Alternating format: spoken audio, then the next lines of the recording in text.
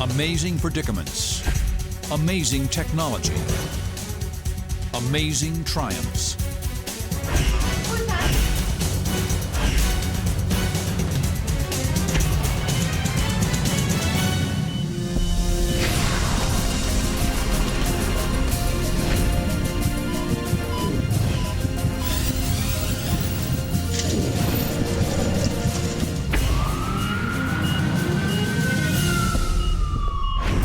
Every day, people are challenged by extraordinary medical conditions. If not for incredibly gifted medical teams, they would be living very different lives today. These are their stories. Our first case takes us to Birmingham, Alabama.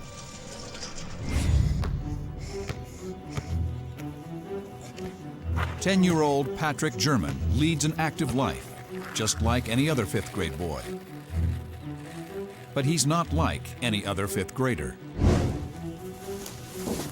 Okay, lay all the way back. This is not a case of a bizarre medical mistake. Patrick's leg was purposely rotated and reattached. Are you ticklish? In a procedure that saved his life and his mobility. Make your whole leg go up. Pick it all the way up.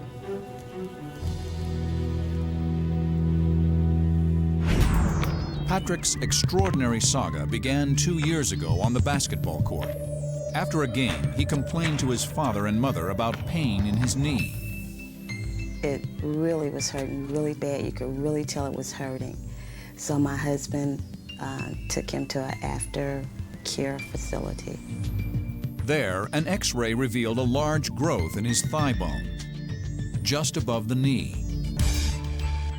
Referred to a nearby hospital, a physician's assistant delivered the news. It was a parent's worst nightmare. When she finally looked up at me, she was crying, you know? She was just crying, and so she took me outside the door, and she said, well, you know, we think that it's cancer. This devastating blow came just 2 days before Christmas.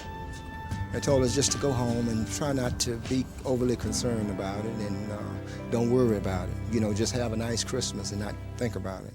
And they were very nice and they were very concerned, and you could see the look and the worry on their faces. Marvin and Linda struggled to keep up a good front. When the holidays were over, they told Patrick. To their surprise, his reaction was remarkably upbeat. Overall, I think he was very strong. He really shocked us all because he handled it a whole lot better than we did. We were thinking that he would fall apart, and instead, you know, I was probably falling apart at the seams. Patrick's survival depended on doctors reducing the tumor. His only hope was to start with a series of grueling chemotherapy sessions. The first few months, I remember the first treatment, we came home and he was just so weak and throwing up, and I picked him up and took him in a room, you know, by ourselves, and I just held him in my arms, and, you know, he finally calmed down, but it was just overwhelming. Yeah, it was overwhelming for my whole family, for all the children. They did not want to see him like that. It was terrible. 3 months and 48 excruciating treatments later, there was news to celebrate. The tumor had shrunk. Chemotherapy was over. But now a difficult surgery lay ahead. I was under the impression, well, you're not going to have surgery after all. We made it. But that was just to shrink the tumor. The surgery was inevitable. All of the cancerous cells had to be surgically removed for Patrick to survive. At Children's Hospital, Patrick's parents were referred to one of the top orthopedic surgeons in Alabama, Dr. Kenneth Jaffe. The question was, how much of Patrick's leg could be saved, if any? They gave us 3 options for Patrick's surgery. The first one was amputation, and a knee replacement was second, and the Van Ness was third. Van Ness is a surgical procedure that would salvage Patrick's lower limb. the foot is rotated 180 degrees and reattached. When placed inside the prosthesis, the ankle joint functions as his knee and creates a leg of normal length. This option promises the best mobility, but at first glance, it can be disturbing. It was something to see for the first time. It seemed like something out of a Frankenstein movie. It was macabre. It's quite a sight to see half a leg with the foot turned around backwards, knowing the way kids will ridicule others. That has to be a concern. The decision was agonizing. Knee replacement was the most common choice for adults, but for a growing child, it would require excruciating surgery every 12 months. For Patrick, the choice was simple: Van Ness. It was the only choice that would allow him to stay active. It didn't take much time. I mean, he just, right off the bat, this is what I want, Dad. This is the one I want. Is this really what you want every day? I know for at least a month. So one day Patrick said, "Mother, please don't ask me that again. I've made my decision."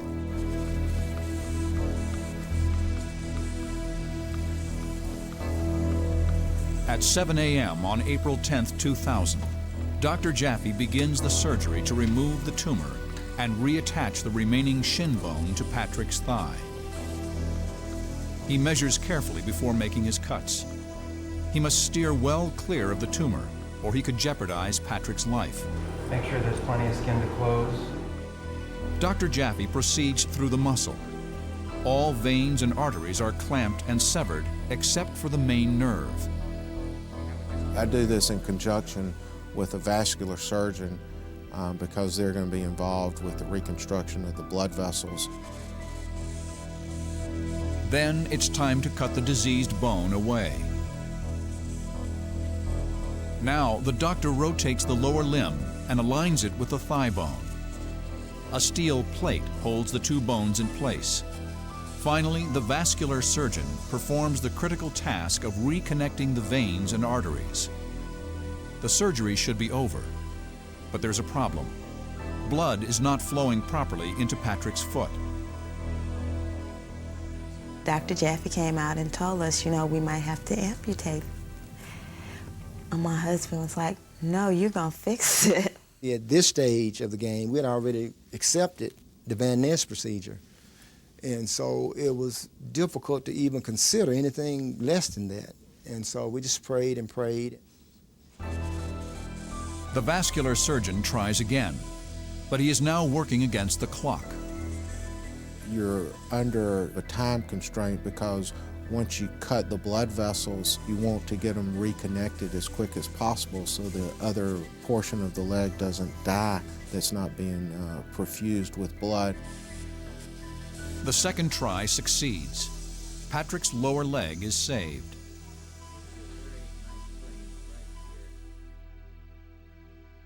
Within 3 days, Patrick was out of his hospital bed. 6 months later, his leg bone was strong enough to try out the prosthesis. And everything fit perfectly. Soon, he was back on the court. After a while, I could do almost like everything, so that was fun. Without me just sitting around, doing nothing. At Patrick's 2-year checkup, Hey buddy, how you doing? his cancer has not returned. He is happy, healthy, and perfectly adjusted to the unique position of his foot. I liked it because I was different, and I thought it was pretty fun, and I could do a lot of stuff. Shoot basketball. Give me 5. Patrick's easy acceptance of his leg has brought home important life lessons for his mom and his dad. As a parent, you try to shield and protect your children. And in essence, it was the other way around. He shielded us and he gave us the inner strength that we needed. It's probably taught us the meaning of caring and loving each other and being there for each other. How important family really is. He's accommodating this. And also how important a doctor who is willing to try something different can be. And I just want to thank you personally, because I think you did a wonderful job. And I just thank God that you were there for him. For Patrick, the significance of his amazing ordeal is simple. He can still be an active player in the game of life.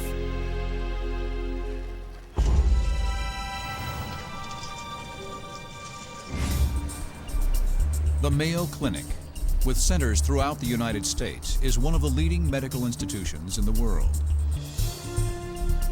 Here at the Scottsdale, Arizona branch, Dawn Becerra is hoping doctors can solve a medical mystery. What has caused her to suffer 2 intense seizures, one of which almost took her life? Dawn's husband remembers the first episode, when he was jolted awake in the middle of the night by his wife's violent shaking. I thought there was an earthquake, but nothing else was moving except the bed.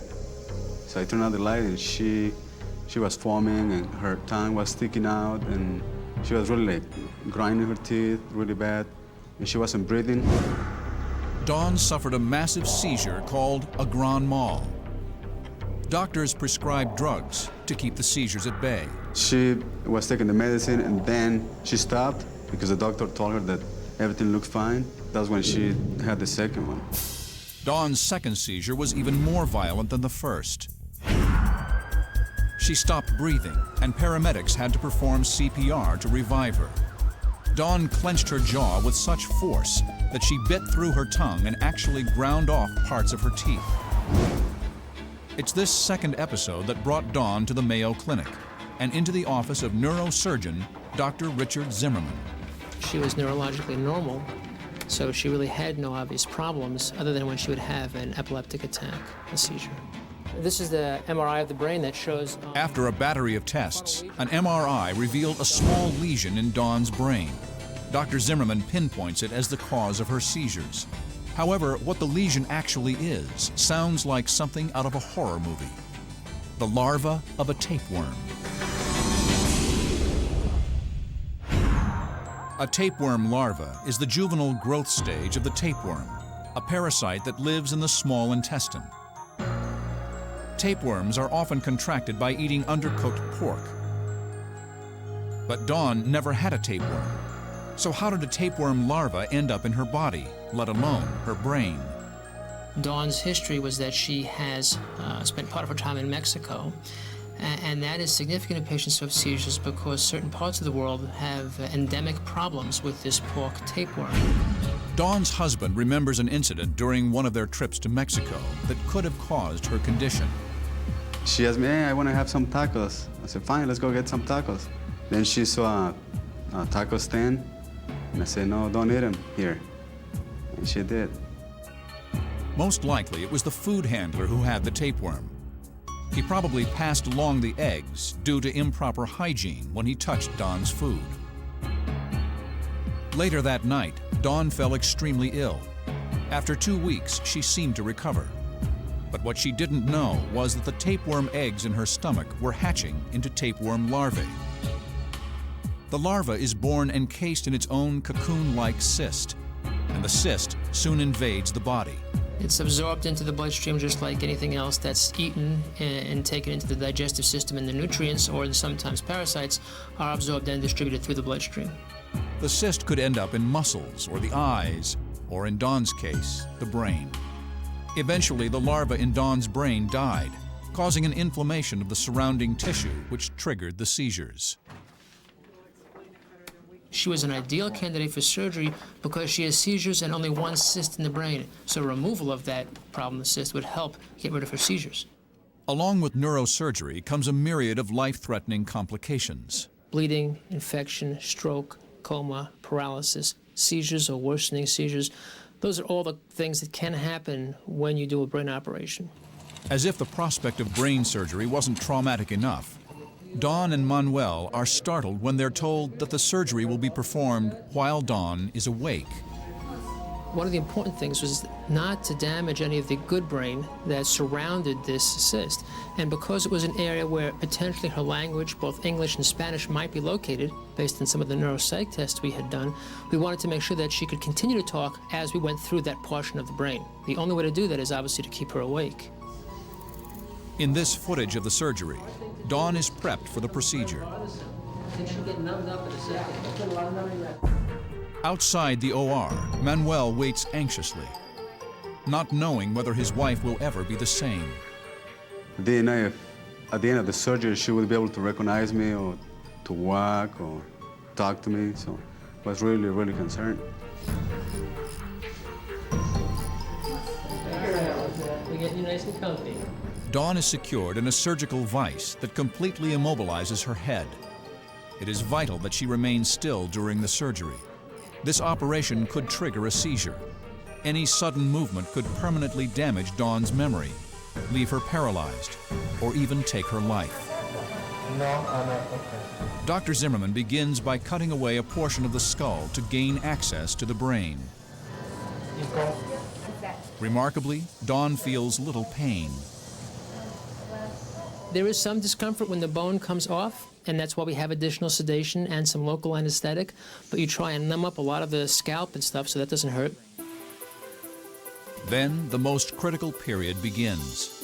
Dr. Zimmerman has to find a path through the brain to the cyst. He is aided by a state-of-the-art neuronavigational system. Since it's not on the surface, in Dawn's case, you couldn't see it. But with this neuronavigational tools, something called a stealth station, you get exactly computer-assisted guidance directly to the lesion, so you don't have to go through any extra brain or anything more than necessary. I'm going to extend it second. You're going to pull it in, and you're going to go pull it in. Even with the neuronavigational system, the doctor must proceed slowly and with agonizing precision.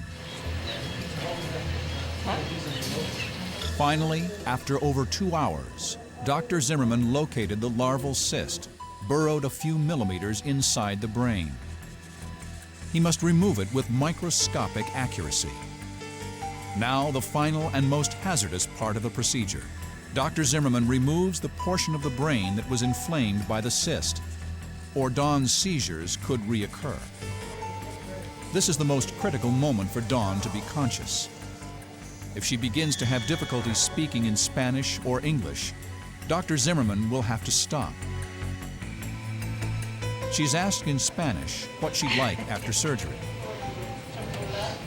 Chocolate, chocolate and siesta. Chocolate and sleep. What else do you need? There is surprisingly little blood, even as Dr. Zimmerman cuts and probes into her brain. Almost there. There we go. After 6 hours, the cyst and the inflamed tissue surrounding it is successfully removed. It appears to be the size of a small marble encased in hardened tissue. For Dr. Zimmerman, Dawn's operation is much more than a medical success. The rewards that you get from doing surgery like this are fantastic. You are helping patients wonderfully get back to a normal lifestyle or a near normal lifestyle with improved seizure control or cure from their seizures. And that's about as good as things get. Today, Dawn is fully recovered and seizure-free. But she will never forget being told that she had a tapeworm larva in her brain. When they told me, I just left. I just walked out. I didn't say a word. They had to come back and get me. I was out in the hallway with my mouth open, wondering what planet I was on, or if this was the right place, or if I was in the right body, or something like that. I wasn't sure. She remembers the surgery itself as a difficult and surreal experience. It's probably the hardest thing I've ever done, was be able to sit and have someone inside my brain while I'm conscious and trying to participate. I could hear everything. I could hear them cutting, I could hear them drilling in my head, I could hear them moving things around. I think at about 4.5 hours or so, I started saying, just shut my brain. I was done. I said, I don't care, just, I'm finished. But after they really got it out, I felt great, and I was awake, so I could feel great.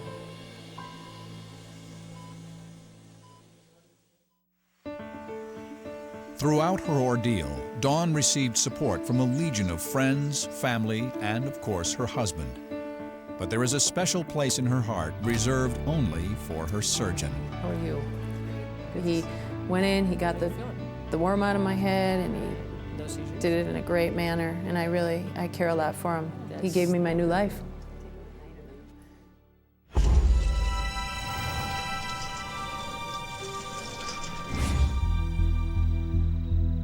Owensboro, Kentucky, a quiet rural neighborhood and home to Mark Tatum, a husband, a father, and a grandfather. Mark's story is one of amazing medical advancements and the triumph of the human spirit over what can only be called the unimaginable. Mark and Nancy were married in 1991. Mark had 2 sons from a previous marriage. For 10 years, theirs was a happy home. We had just bought this house, and we were working on remodeling it, and we really enjoyed being in the country and being by the lakes. But just before Valentine's Day 2000, their so-called normal life would take a tragic turn. Mark went to sleep one night complaining of a common malady, a headache. By morning, it had become unbearable. Mark's wife, Nancy, rushed him to a local hospital, where his condition rapidly deteriorated. A call was made to the University of Louisville Hospital, where Dr. Jeffrey Bumpus assessed the situation. He had the clinical appearance of having what's called mucormycosis, which is a very devastating fungal infection that kills the tissue and can spread very rapidly. In fact, it can even spread to the central nervous system or brain area if left alone. It can become fatal within about a 48-hour time frame. This type of fungal infection is rare. It's in someone who has some chronic interruption in the immune system, most commonly diabetes. There are some medications that can induce diabetes, and that's probably what the issue in Mark's case was, more or less. I didn't even know such a thing existed. You know, I thought these flesh-eating bacteria and stuff were bad, and this doctor told me, he said, they're actually nothing compared to this. This destroys tissue so quickly. You know, there's no comparison to this. This is like the worst thing that can happen to you. The fungus lodged in Mark's sinuses and literally devoured his face from the inside out. The inside of his nose, the tissue was starting to turn black. The eyes were developing a gray membrane over them and turning black as well. And some of the facial skin, actually the skin around the cheeks and the nose, were turning black, and that's because the tissue was dying. And all this happened within a week. I mean, you know, he was fine, and then all of a sudden he wasn't. And within 2 or 3 days, they were telling me that he probably was not going to make it, that they didn't expect him to live. With a disease racing toward his brain, Mark's only chance was to get state-of-the-art treatment. So doctors rushed him more than 100 miles to the University of Louisville Hospital. Once there, Dr. Bumpus took over the case. Mark was then offered 2 radical options: to have all the infected tissue surgically removed, including his eyes and a large portion of his face, or to allow the infection to terminate his life. Mark and his wife talked about this, and Mark's principal statement to me at that time was that you do what you need to do, doctor, to give me the best chances I can have to live. So I took him to the operating room that night, and we performed a very extensive surgery which required removal of both of his eyes, the bone of his nose, the soft tissue of his nose, and essentially all of the mid-facial structures, including the maxillary bones, which are underneath the eyes, all of the hard palate. What you're about to see are photographs taken just after Mark's surgery. They are extremely graphic. Mark emerged from the 4.5-hour operation with a deep fissure where his eyes and nose used to be. To minimize the pain and discomfort, doctors decided to keep Mark in an induced coma for several weeks. I didn't actually see the wound without the bandages till about a week after he had the surgery. I think really my imagination was worse than it actually was. So when I actually saw it, as terrible as it was, I was relieved that it wasn't worse. It was really something to see. After 5 weeks in the induced coma, Mark was awakened with no memory of what happened to him. Next came the daunting task of rebuilding Mark's facial structures. This was the challenge faced by a team of plastic and reconstructive surgeons, including Dr. Zafrullah Khan. Our intention was to provide him with the artificial palate so he could at least speak and swallow, because till that point he wasn't able to do any of that because he didn't have a roof of the mouth. Before Mark could receive the artificial palate, the plastic surgeons needed to create a structure to attach it to. This was done with a bone graft, as explained by Dr. Wayne Stadelman. In a 14-hour operation, we transferred a piece of bone from his leg with the attached skin, plus vein grafts. We put that piece of bone from one side of his cheek to the other to give him a bony scaffolding, and then the skin paddle that went along with that was used to reconstruct the palate.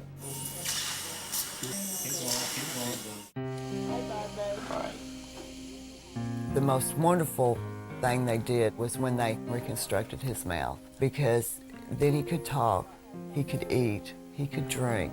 It really made it where he had some quality of life. You can breathe easier? But one quality of life issue still left to deal with was Mark's physical appearance. I don't think Mark was ever really afraid of what people's reactions to him were, but he was afraid of offending someone, like upsetting children. Oh, I'm gonna wear a knee pipe. Oversized sunglasses helped, but Mark's cavity was far too large to easily conceal. They finally decided that instead of putting living tissue into Mark's face, it was such a large area they didn't think it would hold up, so they decided to go strictly with the prosthesis, artificial eyes and artificial nose. This next phase of Mark's reconstruction was turned over to Dr. George Kushner. If you go back to what I call the old days, before we had these craniofacial implants, if you had an artificial nose, it was glued on, and the skin would get oily, the glue would slip, and while you were talking, your nose would slide off. Obviously, that's not a nice thing to have. And so we found that by taking the implants we use in the jaws, we can put them in other bones of the face and actually have a prosthesis that is anchored and can't slip or slide off. During a 3-hour procedure, Dr. Kushner screwed a series of titanium anchors into Mark's skull, as well as into the bone that was grafted above his lips. Titanium was used because its porous surface helps it fuse permanently with bone tissue. These are nothing, little bony screws that go into bone structure. And once they get anchored into those, then we can build over it. The result provides Mark with a strong foundation on which to attach his artificial face. Mark's new features were crafted by Dr. Khan. The way we sculpt is we try to match the other parts of the body. If a patient is missing a ear, we'll go to the opposite ear and try to duplicate it. It's the same thing with eyes. But in Mark's case, since he was missing both his eyes and his mid-face, we took the liberty of using some of his older pictures. A simple mask is trimmed to fit snugly around Mark's facial cavity. He used a sculpting compound to rough out Mark's features. It provided an early clue as to how his finished prosthesis would look. A mold was then made from the sculpted mask, and from the mold, a lifelike silicone rubber appliance was cast. Realistic glass eyes completed Mark's new look. We try to make it in such a way it's not larger than himself. Because anything larger, people don't pay attention to it. And also, like if we are making eyes, we usually recommend that patients wear tinted glasses, because with normal eyes, you blink a lot. So we try to minimize that stereo effect from individuals, who are around. And also we like to camouflage borders or junctions where the prosthesis meets the skin. So in Mark's case, what we did was we made him grow facial hair. So that way anything we couldn't hide with his glasses, or the facial hair took care of that. Seeing Mark with a new face, even though artificial, was a deeply moving experience. It really was dramatic. There was finally a face that went along with the wonderful personality that he has, and sense of humor, and the jokes, and the lightheartedness. It made him complete as a person again, and that was probably the most gratifying moment that I had. Later, a sculptor named Scott Ficus donated his time and expertise to craft Mark an even more realistic appliance.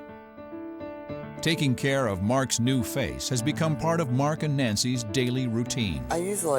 We usually clean Mark's face once a day, sometimes twice a day, depending upon how much drainage he has from his sinuses. And the prosthesis just It's got magnets here and magnets up here in the top, and they just fit down over and up on these magnets here, and that's what holds it on.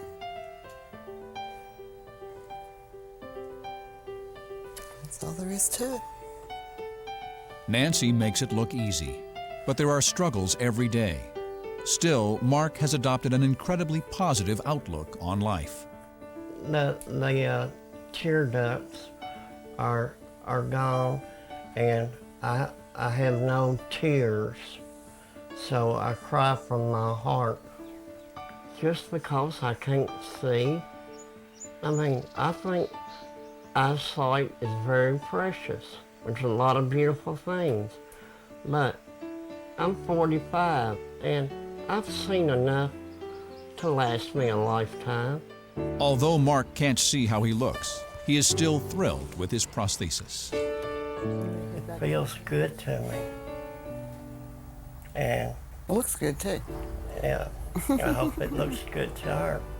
That's the only person I worry about. It does, huh? She wasted so much time on me, and I don't consider it being a waste, because I'm here today to aggravate her. And that's what I think I was meant to do all along, because I love her deeply.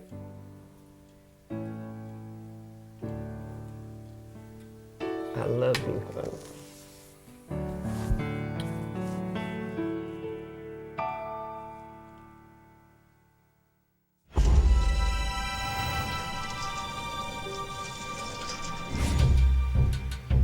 In April of 1999, Scott and Jean Benfield of Carlisle, Pennsylvania, learned they were going to have a third child.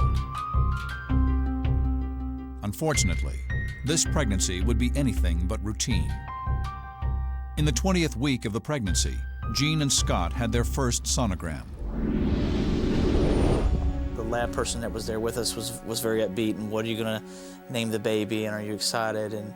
And as we started to go through the ultrasound, her tone just totally changed. You could just tell by the look in her face that something was just not right. Something showed up on the sonogram, something that wasn't supposed to be there. It was several tense minutes before the Benfields were given any indication of what might be wrong.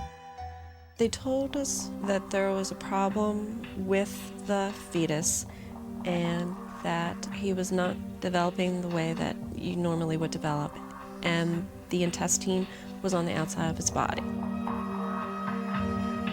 The medical term for the condition is gastroschisis, a birth defect where the baby's intestine emerges through a rupture in the abdominal wall. We went in for what we thought was going to be just a routine sonogram. We left there confused and scared and basically clinging to each other. Despite the fact that the baby's condition was life-threatening, the Benfields clung to hope and named their baby Connor. In the best-case scenario, Jean would carry him to term and Connor could be treated after birth. They were immediately referred to one of the area's top neonatal surgeons, Dr. Domingo Alvier, Chief of Pediatric Surgery of the Pinnacle Health System in Harrisburg, Pennsylvania.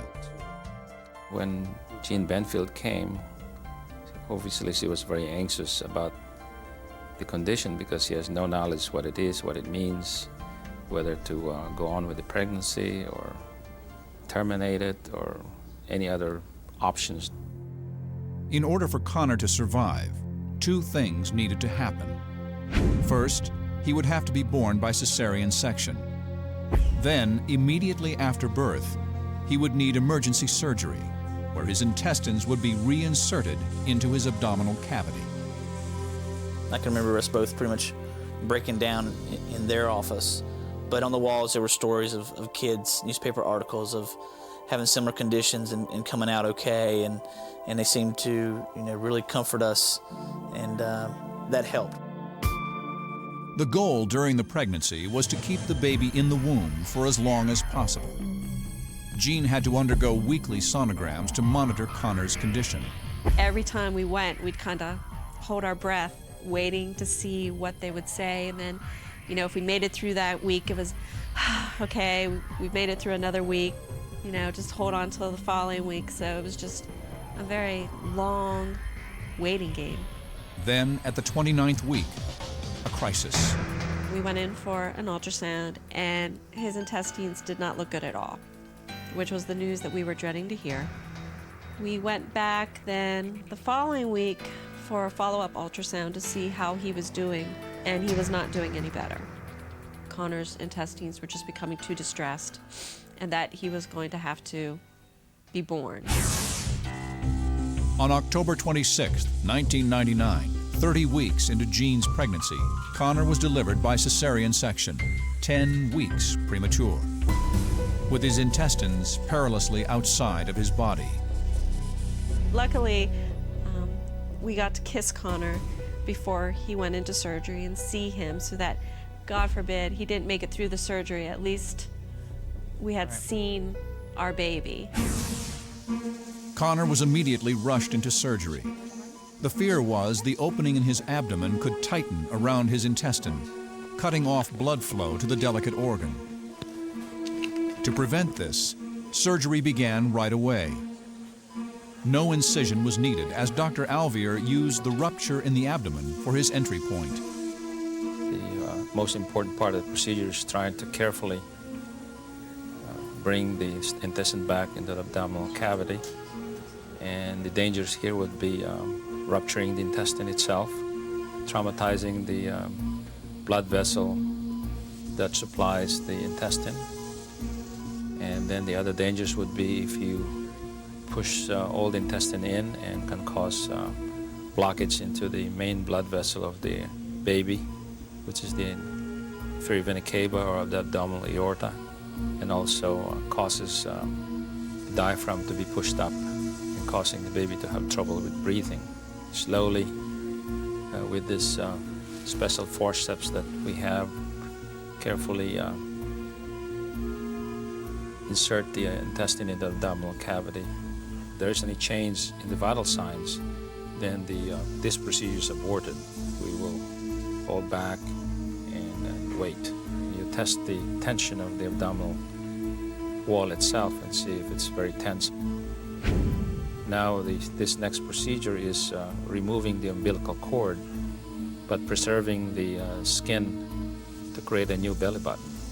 The belly button is being created by several stitching, creating a nice pucker that looks like a normal belly button. And that's the conclusion of the procedure. Just 3.5 hours into his life, Connor emerged from surgery and was moved to the hospital's neonatal intensive care unit. When you think of babies, you think of cute little pudgy babies, and Connor was not pudgy in the least bit. Plus, he had tubes all over, and I mean, there was not one leg or a hand or arm that didn't have some kind of a tube sticking out of it, and hooked up to the monitor, and you know, you had beeping here and lights flashing there, and he looked so frail and so weak and so vulnerable, and it just broke your heart. Connor spent a month in the hospital. He was finally released just in time to go home for Thanksgiving. In the ensuing months, Connor required 4 more surgeries to correct a hernia and other complications. The last surgery was just 3 weeks before we taped this story. And now you'd never know that he's been through everything he's been through. I mean, already even after 3 weeks after this surgery, he's running around the house. He's trying to keep up with his sisters, Madison and Morgan, and you'd never know that he's been really through anything. After having 2 hernia surgeries and 3 intestinal surgeries, Connor is hopefully not going to have any more surgeries. Oh, Connor, how are you? Aside from some scars that are expected to fade, today there is no outward evidence that Connor has been traumatized by his ordeal. Big. Well, here, put the D back. Connor's outlook from here is is really good. I mean, he can go, like I said earlier, do whatever he wants to do. He can play football, he can play baseball, he can be a doctor, a farmer. I mean, whatever he wants to do, this is not going to slow him down at all. He's handled it very well. I'd say even much better than some adults, I think, would have handled all he's been through. So he's a special little man. Good boy.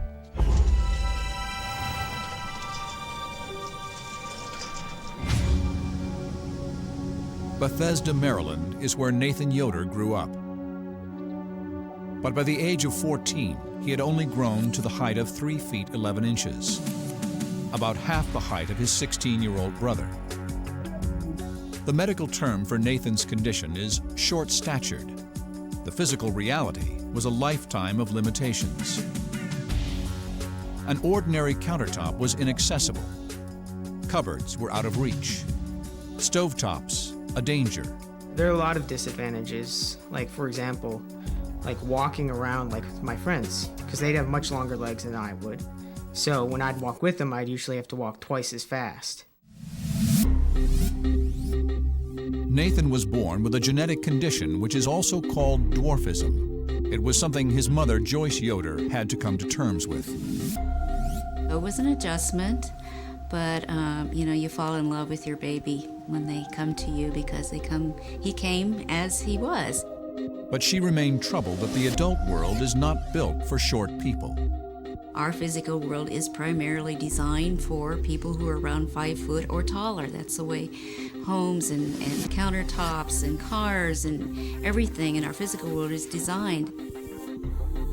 Then Joyce learned about an amazing procedure performed at the Sinai Hospital in Baltimore. The technique promised to increase her son's height by a foot, but choosing to do it would mean a 4-year ordeal of surgery, physical therapy, and pain. We knew it would be very difficult and lengthy, very costly financially. And so after a year of consideration, we also knew that Nathan needed to say yes to it too. It took a good year before we made the decision. The procedure is called limb lengthening. One of its top practitioners in the world is orthopedic surgeon Dr. Dror Paley. Nathan was an excellent candidate for surgery because his limbs were short while his trunk size was relatively normal. So if one lengthened his limbs, he would look more proportionate. Limb lengthening involves 3 phases and multiple surgeries over a period of 4 years. The first is on the lower leg bone, the second on the arms, and the third on the upper legs. Each phase begins with surgery that inserts pins into the bone. Then the bone is broken and a device called a fixator is attached to the pins. Each limb is lengthened gradually by turning screws that pull the bone apart. Eventually, the break in the bone heals itself and fills in, just like a fracture. In the summer of 1997, Nathan's limb lengthening surgeries were underway. Doctors began with the tibias, the lower leg bones. The first surgery was over, but Nathan's hard work had just begun. He must wear the fixator for 8 grueling months. Each and every day, he'd turn the screws 4 times for a total of 1 millimeter. Well, every day I would have to turn pins to lengthen, pull apart the bones, so they would cause my bones to become longer. The length of time from the surgery until we remove the external device is completely dependent on the amount of length that we do. And a good rule of thumb, it's about 1 month per centimeter of time. I also had to go to physical therapy 5 times a week, which I really did not enjoy at all because they made me do all sorts of exercises. So in addition to just the surgery itself being painful, I had to have all these exercises kind of magnify that. It's a lot of work, and it will strongly affect your social life and school. So you have to be willing to tough it out.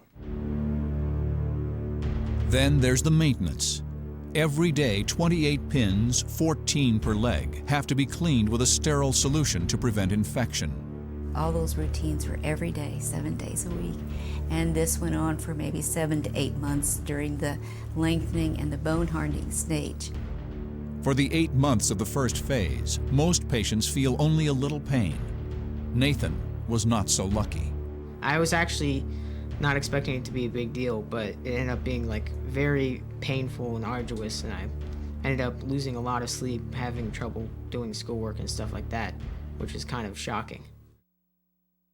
It's no wonder that Nathan was having second thoughts. I decided that I did not want to continue this, but since I had already started, it's not something you can just start and stop like turning off on and off a switch. The procedure paid off. By 1998, Nathan's lower legs were 6 inches longer. He was ready to begin the second phase, his arms. The surgery began by drilling into the upper arm bones. There's the x-ray machine from above so I can see what I'm doing to the bones. Then Dr. Paley screwed pins into the bone, double-checking their position in the x-ray. The next step was to break Nathan's bones. And you'll see it doesn't take much to break the bone once you've weakened it with the... And then I use a thing that looks like a chisel to crack the bone. And it's only the bone cut is done through like a 1/4-inch incision. Another x-ray confirms that the pins were in place and clearly shows the crack in the bone. Finally, Dr. Paley secures the fixator onto the pins. Again, although it sounds positively medieval, Nathan faced the turning of the screws for 8 long months as the bones were slowly pulled apart. By next spring, Nathan's arms were 4 inches longer and now looked proportional to his body. Last was the hardest phase, lengthening the largest bones in the human body, the upper legs, or femurs. It's similar to the tibia lengthening surgery, except they used a different type of device. It was just as painful, though. Nathan is wheelchair-bound again. He endured 10 more months of painful therapy and daily screw turning. Hey, Nathan. How you doing? Finally, Nathan's femurs are 5 inches longer. Now, Nathan stands at his new height, nearly 12 inches taller than he used to be. Okay, you step away. So he's at 59 inches, so it's 4'11". All of his life, I had imagined him being around 3 foot, 4 foot tall, and I was looking at a clear, different Nathan than what I had been thinking about all of his life. And so it was just a joy that I cannot begin to explain. Nathan's remarkable transformation is captured on these actual x-rays. That's your initial, and you have increased from there up to there. That's a whole foot almost in length. Probably the biggest impact of this entire process on the patient can be summarized with one line. It's a growing experience. With the ordeal behind them, the payoff for Nathan and his mom, Hey, Mom, comes every day. I'm making pancakes. All right. I walk into the kitchen, he's cooking, you know, and doing things without any step stools, without any assistance. It's an awesome kind of feeling. I didn't really think about the actual disadvantages of being short that much. It wasn't until after I had the procedures done that I realized how much of a difference it makes. I could definitely have no trouble reaching things now. And I also have no trouble, like when I'm walking with friends, I can just walk, well, relatively normally. I'm still not quite average height, but it's still a lot easier to walk with them. Girls find me more attractive. Nah. Incredible traumas, dedicated doctors, inspiring patients. These are amazing medical stories.